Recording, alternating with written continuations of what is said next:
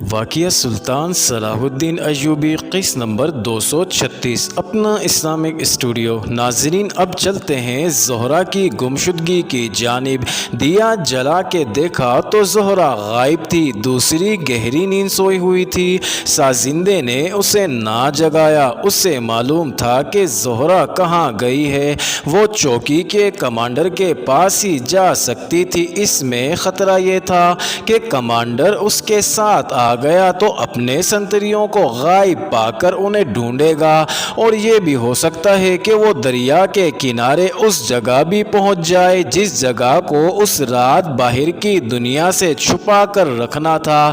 ناظرین، سازندے نے اپنے دو ساتھیوں کو جگایا اور انہیں بتایا کہ ان کی ایک لڑکی غائب ہے، وہ چوکی پر ہی گئی ہوگی۔ انہوں نے یہ فیصلہ کیا کہ دریا سے دور گھات لگائی جائے، اور اگر کمانڈر لڑکی کے ساتھ واپس آ رہا ہو تو دونوں کو پکڑ کر اپنے کمانڈر کے حوالے کر دیا جائے، اور اگر ضرورت پڑے تو دونوں کو قتل کر کے لاشیں دریا میں پھینک دی جائیں۔ ناظرین، پہاڑیوں کے اندر کی دنیا جاگ رہی تھی۔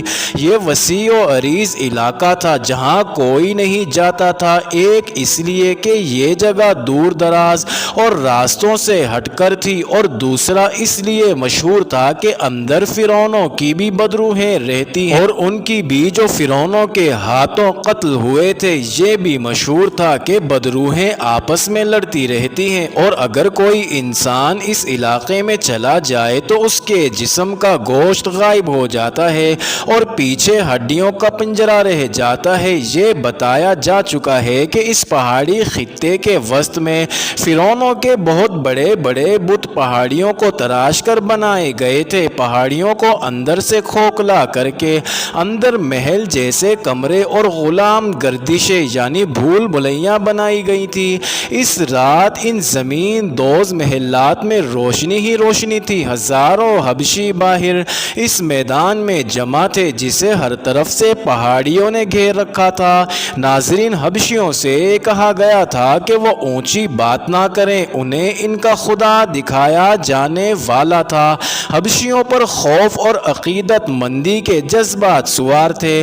ناظرین، ڈر کے مارے وہ ایک دوسرے کے ساتھ سرگوشی میں بھی بات نہیں کرتے تھے۔ وہ ان پہاڑیوں اور چٹانوں سے اچھی طرح واقف ہو چکے تھے۔ انہیں معلوم تھا کہ جس پہاڑی کی طرف وہ منہ کر کے بیٹھے ہیں اس کی نصف بلندی پر ایک بہت بڑا بت ہے۔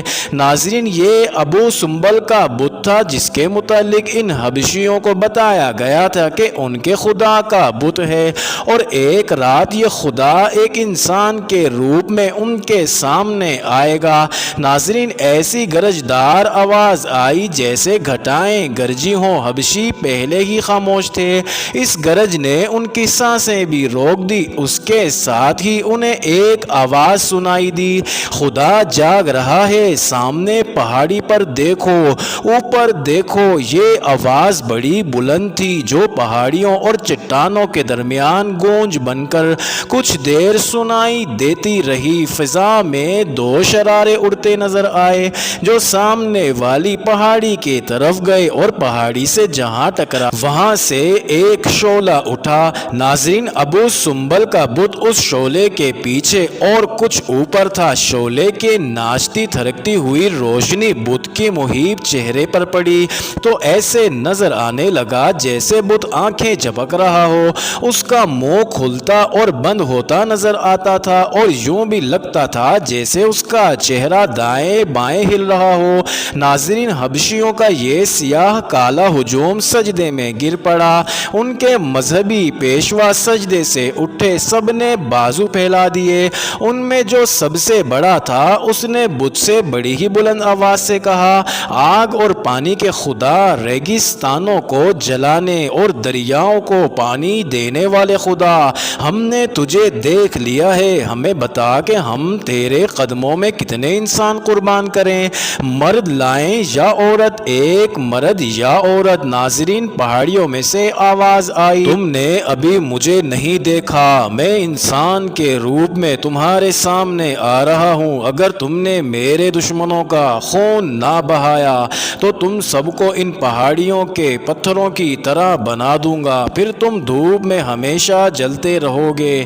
تم میں سے جو لڑائی سے بھاگے گا اسے صحرائی ریت چوس لے گی۔ انتظار کرو، میرا انتظار کرو۔ ناظرین، خاموشی اور گہری ہو گئی۔ شعلہ آہستہ آہستہ کم ہونے لگا۔ پہاڑیوں میں سے حبشیوں کے مذہبی ترانے کی آواز آنے لگی۔ یہ ان کا وہ گیت تھا جو مذہب اور تہواروں پر عبادت کے دوران گایا کرتے تھے۔ بہت سے آدمی مل کر گا رہے تھے، ساتھ ساتھ دف بج رہے تھے۔ نیچے بیٹھے ہوئے ہزاروں حبشیوں نے ایک دوسرے کی طرف دیکھا، ان میں سے کوئی بھی نہیں گا رہا تھا۔ یہ غیب کی آواز معلوم ہوتی تھی۔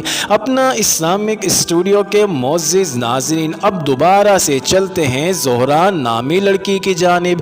ناظرین، زہرا چوکی کے کمانڈر کے خیمے میں تھی۔ اس کی باتیں پہلے سے زیادہ جذباتی ہو گئی تھیں۔ اس نے کمانڈر سے کہا، اگر میں تمہیں نہ دیکھتی تو باقی عمر ناچتے اور دوسروں کا دل بہلاتے گزار دیتی۔ تمہیں دیکھ کر مجھے یاد آ گیا ہے کہ میں بیٹی ہوں، رقاصہ اور فاحشہ نہیں۔ یا تم اپنے آپ کو مار لو تاکہ مجھے یقین ہو جائے کہ میرا باپ مر گیا ہے، یا مجھے قتل کر دو۔ اگر یہ نہیں کر سکتے تو مجھے پناہ میں لے لو، اپنے گھر بھیج دو، آج مجھے واپس نہ جانے دو۔ تم آج چلی جاؤ۔ کمانڈر نے جواب دیا، میں تمہیں چوکی میں نہیں رکھ سکتا۔ میں وعدہ کرتا ہوں کہ تمہیں اپنے گھر بھیجنے کا انتظام کر دوں گا، اور اگر تم یہاں سے چلی گئی تو مجھے قاہرہ میں اپنا ٹھکانہ بتا دو، وہاں آ کر تمہیں لے جاؤں گا۔ ناظرین، تھوڑی دیر بعد کمانڈر نے 2 گھوڑے تیار کیے اور زہرا سے کہا کہ چلو چلیں۔ دونوں گھوڑوں پر سوار ہوئے اور چل پڑے۔ ناظرین، راستے میں زہرا نے کمانڈر سے پوچھا، رات کو کشتیاں یہاں کیوں آیا کرتی ہیں؟ کشتیاں؟ کمانڈر نے حیران سا ہو کر پوچھا، کدھر سے آتی ہیں؟ ادھر سے۔ اس نے سوڈان کی طرف اشارہ کر کے کہا، مجھے اب رات کو نیند کم آتی ہے، آدھی رات کو اٹھ کر خیمے سے باہر بیٹھ جاتی ہوں۔ میں نے 2 راتیں دیکھا ہے، ایک رات 3 اور ایک رات 2 بادبانی کشتیاں آئیں۔ ان کے سفید بادبان اندھیرے میں بھی نظر آتے تھے۔ آگے جا کر کشتیاں کنارے لگی۔ مجھے اس طرح کی آوازیں سنائی دیتی رہیں جیسے ان سے بہت سے لوگ اتر رہے ہوں۔ مجھے کچھ دور درختوں کے پیچھے سائے سے جاتے اور پہاڑیوں میں غائب ہوتے نظر آئے۔ تم نے ہمارے 2 سپاہیوں کو کبھی نہیں دیکھا؟ کمانڈر نے پوچھا۔ 2 گھوڑوں پر سوار ہوتے ہیں، انہیں دریا کے کنارے موجود رہنا چاہیے۔ نہیں، زہرا نے جواب دیا، میں نے کبھی کوئی سپاہی نہیں دیکھا۔ دن کے دوران سپاہی آتے ہیں، آگے ایک قافلہ اترا ہوا ہے، ان کے ساتھ کھاتے پیتے ہیں۔ ایک روز میں نے ایک سپاہی کو ایک لڑکی کے ساتھ بے تکلفی سے چٹانوں کے پیچھے جاتے دیکھا ہے۔ ناظرین، زہرا کو تو علم ہی نہیں تھا کہ سرحدوں پر کیا ہوتا ہے اور کیا ہو سکتا ہے، اور سرحدی دستوں کے فرائض کیا ہیں۔ اسے یہ بھی معلوم نہیں تھا کہ رات کو یا دن کو سوڈان کی طرف سے کشتیوں کو آنا چاہیے یا نہیں۔ اس نے تو ایسے ہی پوچھ لیا تھا، لیکن کمانڈر کے لیے یہ اہم خبر تھی۔ زہرا اگر صحیح کہہ رہی تھی تو وہ اسے راز کی بات بتا رہی تھی۔ وہ بے شک اس ڈیوٹی اور سرحدی ماحول سے اکتا گیا تھا، مگر زہرا کی باتوں نے اسے بیدار کر دیا۔ اس نے زہرا سے کہا، آؤ آج دریا کے کنارے چلتے ہیں۔ اس نے گھوڑے کا رخ موڑ دیا۔ وہ دریا تک پہنچے اور کنارے کے ساتھ ساتھ چلنے لگے۔ ناظرین، کمانڈر کی نظریں دریا پر تیر رہی تھی۔ کچھ وقت گزرا تو اسے دریا میں دور ایک لو نظر آئی جو دیے کی معلوم ہوتی تھی، پھر ایک اور لو نظر آئی اور پھر دونوں روشنیاں بجھ گئیں۔ ناظرین، ادھر کنارے پر بھی ایک دیا جلا اور بجھ گیا۔ کمانڈر نے ان گشتی سنتریوں کو آواز دی جنہیں وہاں گشت پر ہونا چاہیے تھا، اسے کوئی جواب نہ ملا۔ اس نے اور بلند آواز سے پکارا، پھر بھی کوئی جواب نہ ملا۔ ناظرین، اس نے اور زور سے پکارا۔ اسے اب دریا میں 2 کشتیوں کے بادبان دکھائی دیے۔ وہ پریشان ہو گیا۔ ناظرین، وہ زہرا کی موجودگی کو بھول گیا اور گھوڑے کو کنارے کے ساتھ آگے چلا دیا۔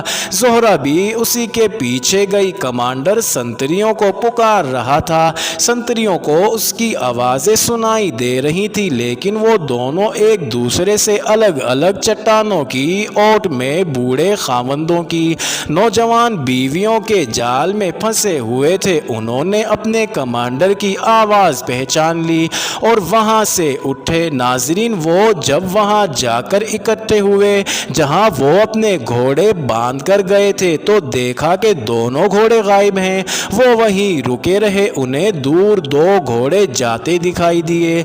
कमांडर आगे जा रहा था, ज़ोहरा का घोड़ा उसके पहलू में था। उन्हें आवाज़ सुनाई दी, तुम जिन्हें पुकार रहे हो वो बहुत दूर आगे हैं। तुम कौन हो? कमांडर ने पूछा। आगे आओ, हम मुसाफिर। उसे जवाब मिला और दो घोड़े कमांडर की तरफ बढ़ने लगे। नाजरीन, फिर एक आवाज़ आई, आगे चले, हम आपके साथ चलेंगे। कमांडर ने तलवार निकाल ली। रात के वक्त मुसाफिरों का घोड़ों पर सवार होना और उस इलाके में होना मशकूक था। वो दोनों उनके करीब आ गए। एक ने कमांडर से कहा, इधर देख। एक ने कमांडर से कहा, इधर देखो, वो आ रहे हैं। जूं ही कमांडर ने उधर देखा, किसी आदमी ने एक बाजू कमांडर की गर्दन के गिर्द लपेटकर बाजू का शिकंजा तंग कर दिया और दूसरे हाथ से उसकी तलवार वाली कलाई पकड़ ली। नाजरीन, दूसरे ने लड़की को दबोच लिया। मोअज़्ज़िज़ नाजरीन, ये इंटरेस्टिंग वीडियो जारी है। अगली वीडियो किस्त नंबर 237 में देखना मत भूलिएगा।